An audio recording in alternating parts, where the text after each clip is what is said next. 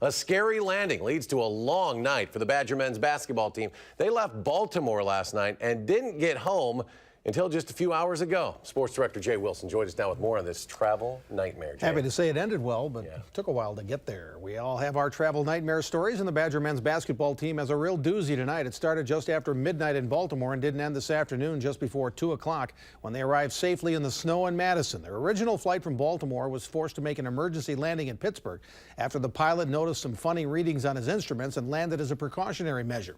The Badgers were scattered at 3 different hotels, got to their rooms about 2 a.m., then had their next plane delayed this morning. Then the bus taking them to the airport had a breakdown too.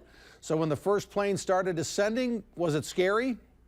Absolutely. It definitely was. It was my first ever emergency landing, and then right when we landed, there's 3 fire trucks coming behind us. I'm like, what is this for? Not for us.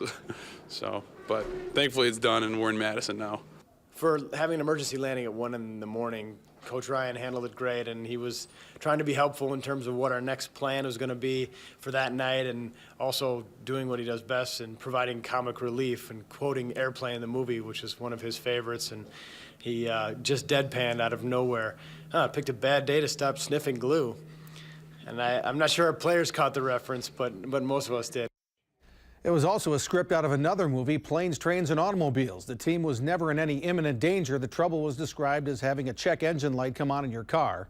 You never really know what it is, but you sure want to be safe about it at 35,000 feet. The Badgers can take a breath. Their next game isn't until Sunday. That's against Michigan State at the Kohl Center. You can see that game at 3 o'clock, Channel 3, Sunday afternoon. Gotta love Bo with the comic relief from the Airplane references. And no, I doubt those kids got that unless they've seen that movie. Jay, thanks.